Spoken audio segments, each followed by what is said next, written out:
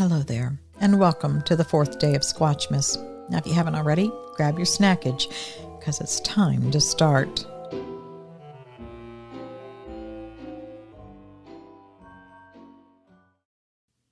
Let's keep this simple. You can call me Joe and my wife, Jenny. We had some things happen that we wanted to share with you.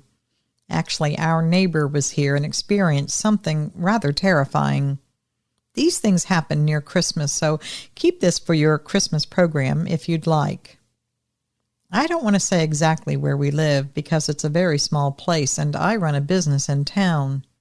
You don't know what closed-minded people can be like until your livelihood depends on them, as mine does. But I will say we're in Colorado. When I say it's small, I mean it's also very rural. It's the kind of place where if someone gives you directions, they may tell you to turn left at the old black barn with the rusted tractor out front, then go down a mile past old Mr. Watkins' place, then turn left where the big dead oak tree is. It's that kind of small place.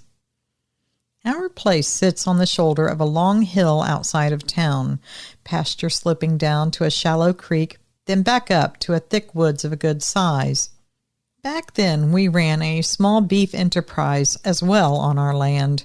It wasn't big. We kept 20 to 25 head of beef cattle at any time. We took orders for them the year before and fed them out and finished them to order. Now, we've got a run of heavy braid wire fencing with 2 strands of barbed wire on top. It keeps stray people out and mostly kept our cows in. Mostly. I also had a farm dog back then, and he was the kind that took his job pretty seriously. He was just a mutt, but you'd think he'd been trained by the military. Now, he would patrol the fields daily, and I caught him more than once tangling with coyotes trying to protect the calves, though I never asked that of him, and never would. When he was a puppy, he was such a little fighter. We called him Muhammad Ali. He was fearless, and we started to call him Mo for short. Our porch faces north-northeast. If the moon is up, it throws out a beautiful pale light across the pastures. I've always liked that porch to sit in the summer and watch the lightning shows, but I never once thought about what it might showcase for me in the winter. But I was about to find out. This was the week before Christmas, 2020. We'd had a good first snow of the year a couple nights before, maybe 3 heavy inches of powder that made the world look fresh and quieted all the road traffic. The forecast said that round 2 would be rolling in quick. Heavy flakes, temperatures right around 20, and a low wind. It was the kind of night you step out to smell snow, and you will hear all the little things that get lost in the summer noises. Branches cracking when the wind moves them, the pop of pine cones falling somewhere, and an owl making his rounds. We had finished supper, and we were going to do some light gift wrapping. I looked out, and I saw that the snow was now falling. I said to Jenny, "Hey, old girl, you want to go see if those flakes are as big as they said?" Jenny made us some fresh hot cocoa and put them in some thermal mugs for us. Then we stepped out onto the porch. Mo came to the door, gave the air a sniff, then decided, nope, he was going to stay where it was warm. And that was more often his choice in bad weather as he got older, so I didn't pay it much mind. I stepped out, and the first thing I noticed was how still and quiet it was. Snow muffles sound, and where we lived there's little sound anyway, but with a blanket of heavy snow on the ground, it's beyond quiet. It's almost like a vacuum. Big, fat flakes were falling in a slanted line, and everything smelled clean and sharp. I walked to where the steps were, leaned against the post. I was staying just under the porch covering to keep the snow off of me. A second later, Jenny came to stand beside me. I put my arm around her, and we watched the snow for maybe a minute or more in silence before we wrapped up in a quilt that Jenny brought out with her, and we each sat down in our chairs on the porch, sipping our cocoa. Now this sounds silly, doesn't it? Wrapping up in a quilt, going to sit on a porch to watch the snow when we could do that from inside in warmth. Now, maybe it is kind of crazy, but for us, it brings back just a touch of our youth. You see, we met at a church youth event for ice skating. I was hanging around and I saw the most beautiful girl out there on the ice. I'd never seen her before. I didn't know her. She was from another church. But I got my courage up and I made a bold move to ask her if I could buy her a hot chocolate. "Yes, please," she said. "No marshmallows, please." And there we were, standing there, sipping our hot cocos, just starting to get to know each other, when big, heavy snowflakes started falling. It was just like being in a movie, looking at her through falling snowflakes on a winter's evening. So there. Now you know why we sometimes go out to have hot chocolate in the snow. We're old, but we're still in love. We weren't sitting there but maybe 2 minutes when Jenny suddenly says, "Do you hear that?" I said, "What?" "The knocking." I said, "From where? The barn?" She shook her head no, and then she pointed ahead and to the right, out toward the fence and the pastures. I listened. It was faint, but then I heard it. It got louder. It was a hollow bang. It was definitely wood on wood. It wasn't the sharp, cracking tap of a woodpecker, and it wasn't the clean sound of an axe hitting wood. This was different. It was hollow and dull, yet resonating. A clear sound of wood hitting a larger piece of wood is what I thought. It was faint, and then it would get loud. Then it would get faint again. You could almost miss it if you weren't listening. But I was listening now. Then it suddenly stopped. A few minutes later, Mo was doing a mix of snarling and growling at the door, digging at it from inside. I opened the door to see if he wanted to come out with us. But he didn't. He backed up instead, and the growling mixed with snarls got even louder and worse. I had never seen this from him before. He was almost scaring me. At one moment I thought he was going to come for me, and then I realized he wasn't looking at me. He was looking past me, out into the snow. I remember thinking, what in the world is wrong with this dog? I shut the door and took a look around outside. Everything now was in purple shadows on the snow as the daylight was beginning to fade. I walked to stand at the top of the porch steps again and looked out. I really didn't see anything out there that could cause Mo to act like that. I took one last look and I shrugged it off. I knew we wouldn't be out there much longer anyway. It was bone-chillingly cold and getting colder.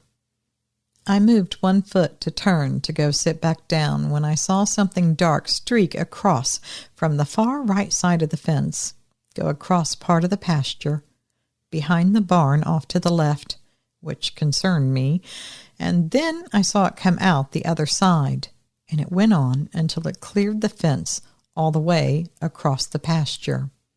"What was that?" Jenny said. She was up and out of her chair and standing by me now. "I don't know." That's all I said because I really didn't know. It went across at a speed of a running deer, maybe even faster. No human could have ran at that speed. I know that. Now, I have walked that pasture and those fences thousands and thousands of times, and I will tell you, for me to walk from one side clear to the point where it jumped that fence is easily 4 to 5 minutes solid walk. Now, that wasn't the wide part of the pasture. That's further back. But walking that fence through there, I know that's not a short area. Now, it had come from the far right side, and I wonder, how long had it been out there, and I hadn't seen it? The dark shape that we saw moved fast, and it was a good size, but the one I saw next showed me that the first one must have been a much smaller one, because before I could tell Jenny, "I think we need to go inside," here came another shape, walking across the pasture in the exact same direction as the other had gone. Only this one was much larger, and it was not in a hurry. "Jenny," I said, softly as I could, and I pointed with 2 fingers. She pressed her hand over her mouth quickly, stopping the surprised little squeak that she almost made. We both froze. This bigger shape was moving fast, even for just a walk, but it wasn't running like the other one was. It was also half-turned, looking directly at us for a few seconds as it walked. It knew we were there, I have no doubt. We were at least 50 yards from it. It was walking nearer the front fence line than the other had gone. I had the idea it was like bringing up the rear, and it was watching to make sure we weren't going to be a problem. It was much taller than the fence by a good deal. It was moving slow enough that I could see a few things, but the fading light in the distance meant I couldn't see other things. I could tell it was covered in hair or fur. I knew that. Snow sat lightly on the shoulders and on top of the head, but it wasn't getting thick, not the way the snow was falling. If it had been a fake fur costume, it probably would have started accumulating faster. It had the form of a person, but we both knew that was not a person. The first one didn't seem to be all that big.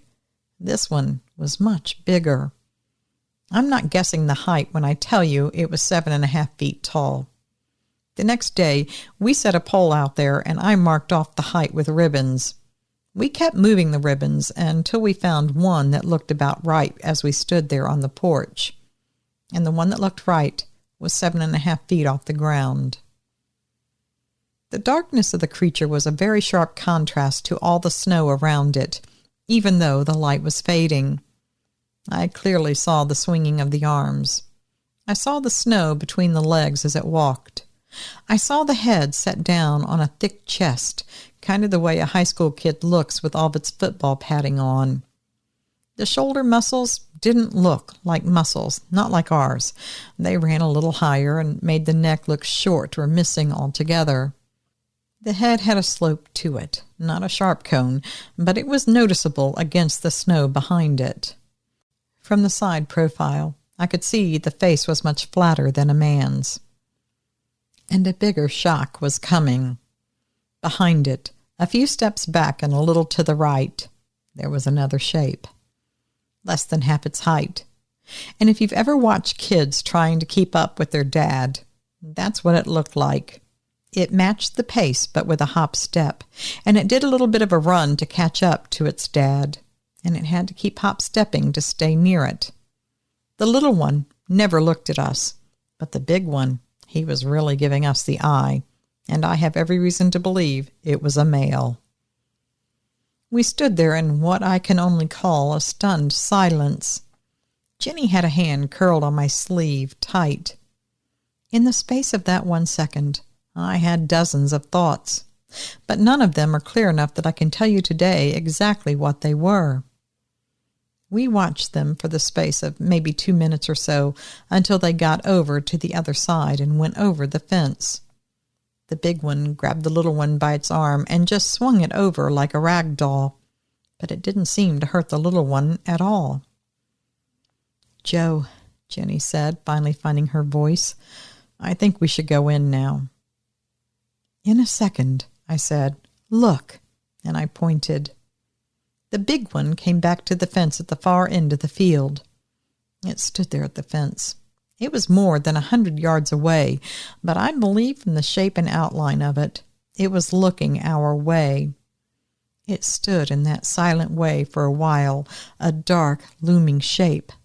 Finally, my scalp was crawling. I agreed it was time to go inside. When we went in, Mo was under the dining room table and refused to come out for over an hour.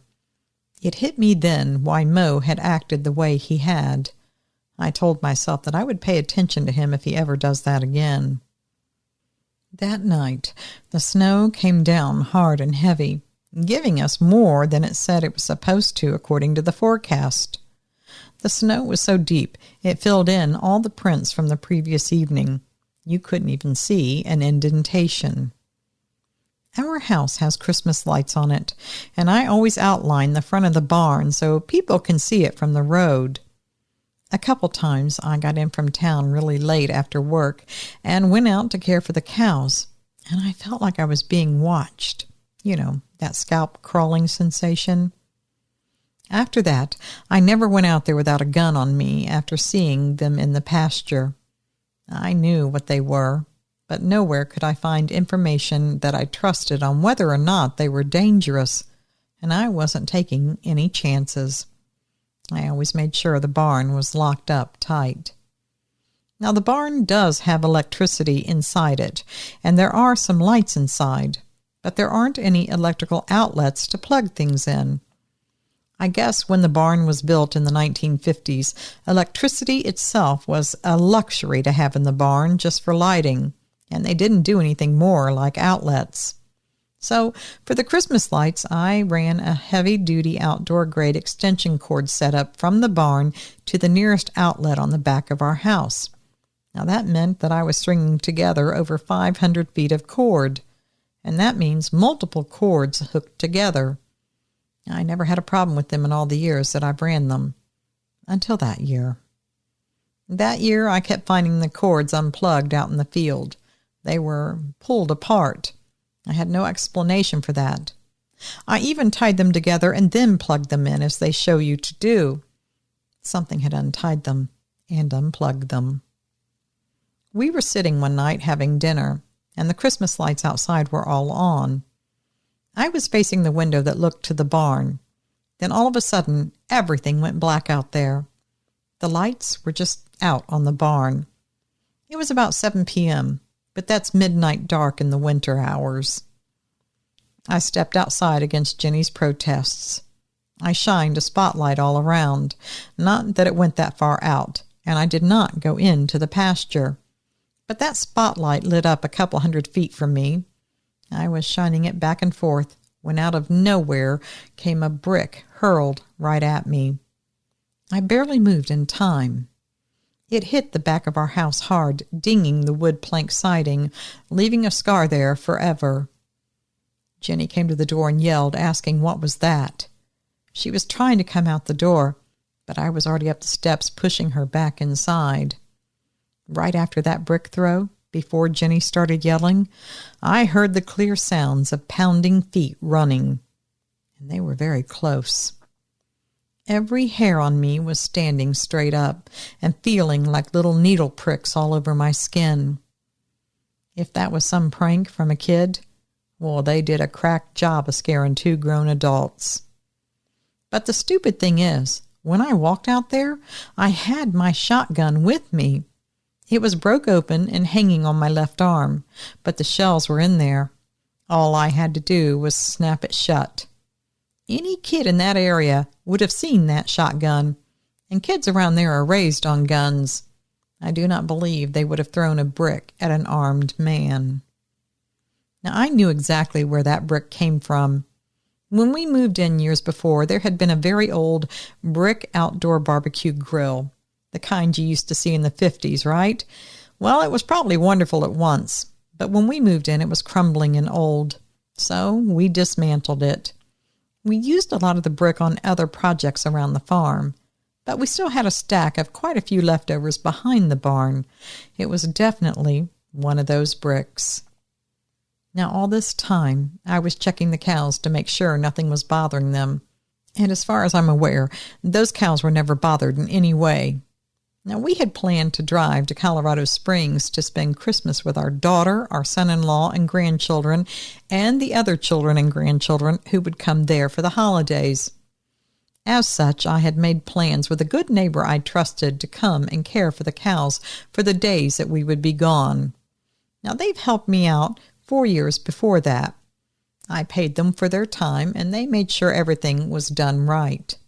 We always took Mo with us to our daughters, by the way, so don't worry about him. I was so worried about things going on there that we almost canceled going to our daughters for Christmas that year. I was worried about my neighbor because I knew that he would be out there in the dark hours of the morning and the evening, before and after going to his job in town. So I completely leveled with him. I told him everything that was going on out there and what we had seen. Now, he's a no-nonsense kind of fella. He listened. He nodded. He rubbed his jaw, and he said, well, he'd be on the lookout, but he'd be all right. Now, normally when we're gone, I have all the Christmas lights set on timers. Let's call it another form of security.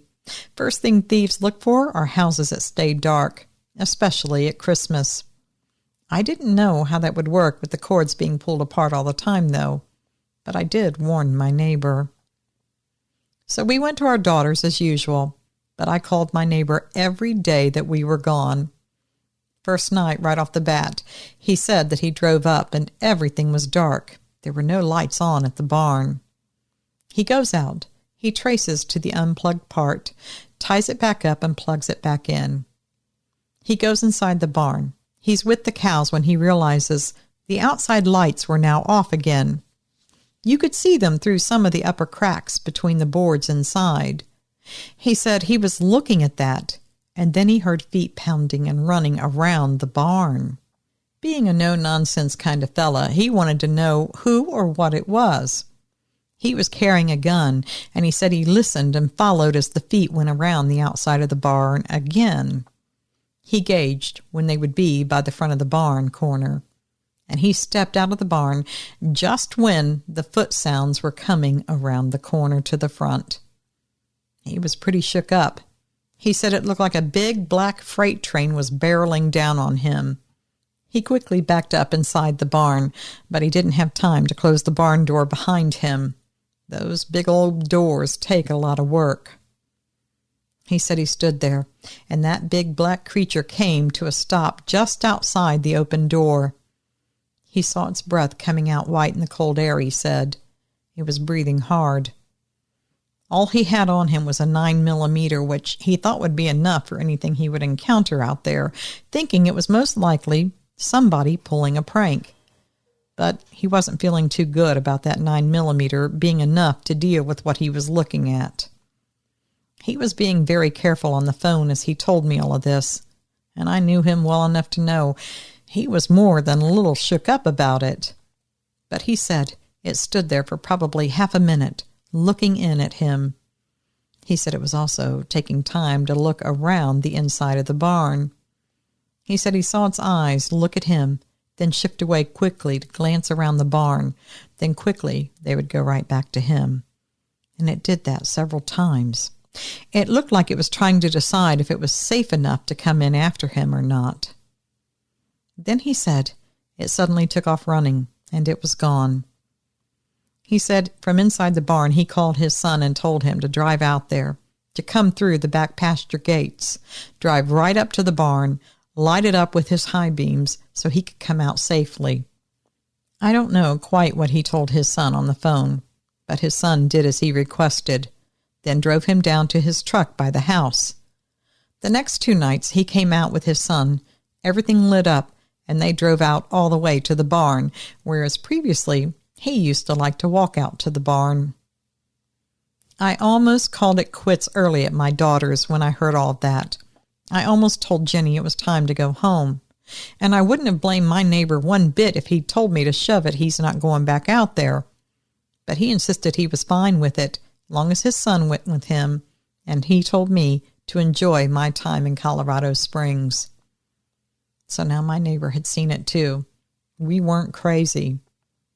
The real question for us was, why was this happening here and now? None of us had ever had any trouble like this before. And if it wasn't bothering my cows, why was it going through that exact area? Why didn't it just stay in the trees? Why was it crossing open pasture again and again? And why didn't it like my Christmas lights on the barn? Now, if I was making this up and writing this as some wonderful story, I would be sure to tie all of those things up nice and neat with little bows and give you a bunch of little answers. But I don't have any answers. The only thing that me and my neighbor think is it wasn't there to stay in the area. Was it passing through? We don't know. We do know that by spring there were no more issues. Now, when we did get home after Christmas, I pulled down all of our Christmas lights early. I figured there's just something about them that seemed to aggravate the Bigfoot. And I knew darn well that's exactly what was out there. So did my wife, and so did my neighbor.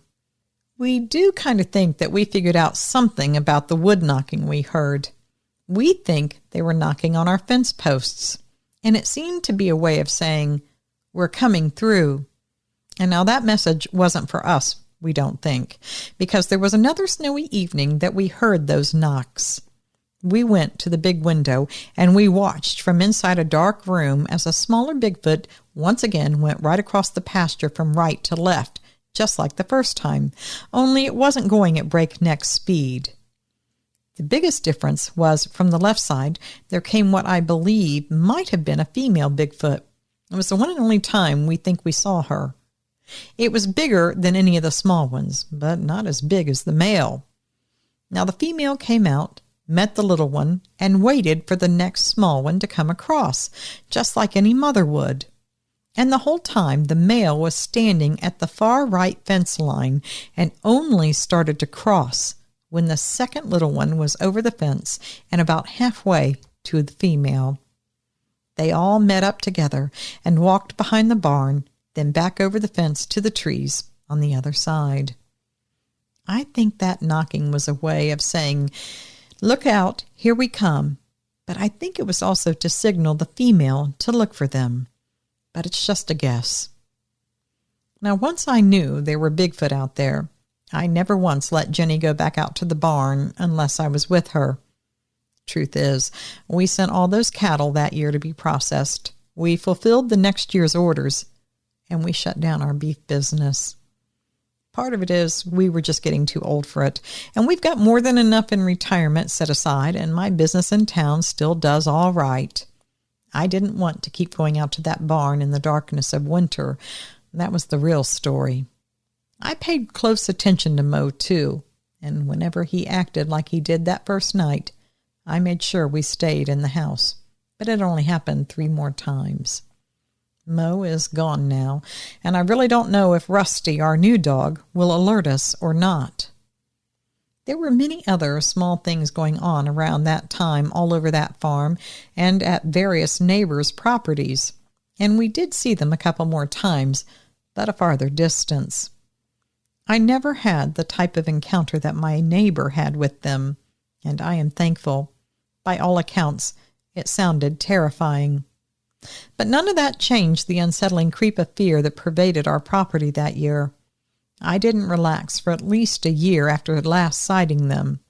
Even then, on dark winter nights, I check, and recheck my areas again before I walk out there.